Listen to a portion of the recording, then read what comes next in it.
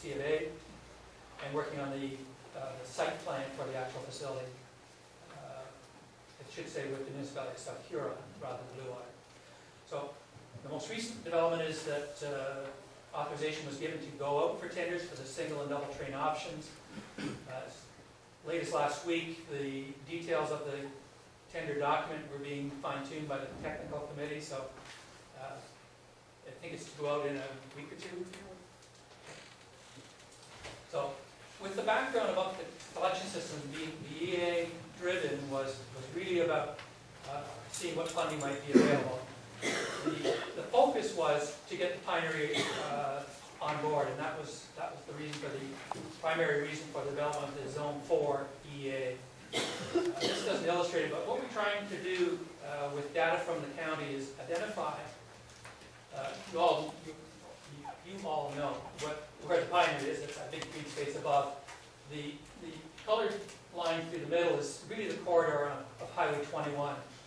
And we've tried to get data from the County of Lambton is from the data that they have of the age of existing septic system. Now that's not an indicator of performance, it's simply an indicator of age, which gives us some idea about what the potential likelihood is of aging systems. But it also illustrates where there's no records at all, that there's a lot of area that doesn't contain records. So I asked Nick to just simply project where we were today, project out 10, 20 years from now, and you'll start seeing, it's hard to see on that particular screen, a growth in the number of aging systems. Again, they're an indicator of age, not of performance. As I indicated, first priority was with the Zone 4 EA was to service the Pinery Provincial Park that has subsequently moved forward with theirs. South Bay Estates, which was breathing down our necks and anxious to get underway with their development, first phase of the development. Time flies again. 2 or 3 years ago was when we had entered discussions with them, and the economy went south in the meantime, so they're considering their options. And how we took into consideration that the plans for servicing Zone 3 and 4 were largely dependent upon provincial legislation with respect to mandatory inspection and what the implications might be, but also with respect to funding support for those collection systems. We tried to look at capital projects in Lambton Shore on the basis of a worst case scenario in terms of financing, and that is in terms of that we might have to finance something 100% and not benefit from grants and programs. But Zone 3 is a significant area of 1,100 homes, a sensitive natural environment, roughly 1,100 septic systems, on sandy soil, high water table, proximity to Lake Huron. As indicated, the mandatory inspection legislation was talked about at least 2 or 3 years ago by the province and was subsequently passed but not implemented fully across Ontario. The area Zone 3 is currently under a MOE guideline that requires tertiary septic systems. There is some evidence of groundwater impact, and that the planning target or window at this point in time was a 10 to 20 year build out of how the collection system might be developed. Again, it's driven largely by federal provincial funding. And scenarios change significantly if there was 2/3 funding, let alone if there was additional funding. The public concerns from PICs and public information centers these aren't in priority. Were definitely costs, the time frame as to when this would be implemented, the reliability of systems in the area, the impact on the environment of the area, and loud and clear was concern about the necessity. Was there a need for these systems? This is an illustration from the source water protection work that's being done. The highly marked red area pretty well parallels where Zone 2 and Zone 3, but also incorporates portions of South Huron as being highly sensitive to source water contamination. The little circle you see up at the north, the top right corner is the intake area for the Grand Bend sewage treatment facility, or Grand Bend water treatment facility. And there's an area of sensitivity that source water protection people want us to be cognizant of.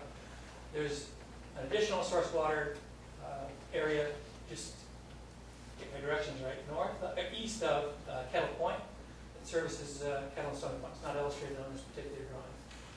So again, with the Zone 3, we tried to get the County of Lambton to provide us with some data on information that they may have had with respect to information on septic systems in that zone.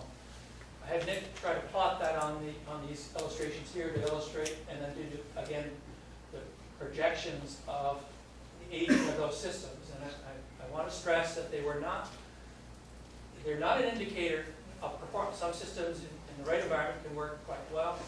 It's simply an indicator of age of systems, and something that would, in talking to Corinne Nada, the septic system manager for the county, would be an indicator to them about where to do some further mandatory testing and so on and so forth. You see the bottom illustration today, hard to read here, a little bit easier on your charts, shows the newer systems in Marywoods and Wee Lake, and in areas of Huron Woods.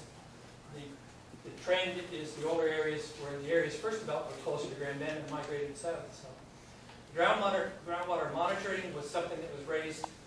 The concern about groundwater impacts was raised by Dylan during the EA process, and in response to public requests that we verify that, the municipality engaged Golder and Associates to conduct groundwater testing. They indicated it was going to be, again, I want to stress this is about groundwater testing, not about testing of septic systems. That would be challenging given the conditions that they're in to really get a strong indicator of septic system impacts, but they felt that they could do that. So we've conducted, the council has reviewed the data and so on and so forth. We looked at certain alternatives about whether we could do nothing, just ignore the system. There was a desire to see a gravity sewer proposal, concerns about low pressure sewers, a hybrid system, and this was, all that was put on hold pending the election process, and then subsequently councils appointed an ad hoc committee to review how those collection systems, if anything, could be developed, or whether there's on-site ways of doing it. So this is part of the dated part of it. We did look through the EA process, identified in general terms the cost of low pressure versus gravity systems. Talked about the impact of gravity systems on vegetation simply because of the corridor they need to install the systems, the lower operating costs, proximity of pump stations, and so on and so forth. And these were illustrations of the kind of corridor that would be necessary for a gravity sewer system. We're trying to be sensitive to Huron Woods, to all of Zone 3 that have worked extremely hard to integrate their developments within the natural environment there. Nick did an extrapolation of what the two dots represent. The big dot represents, based on the area that's being serviced in Zone 3, what the loss of tree cover would represent in a figurative sense. The blue dots, the smaller dot, is what would be represented by tree loss in the development of a low pressure system. So it's an indicator, and it's something that I thought that the ad hoc committee would want to take into consideration.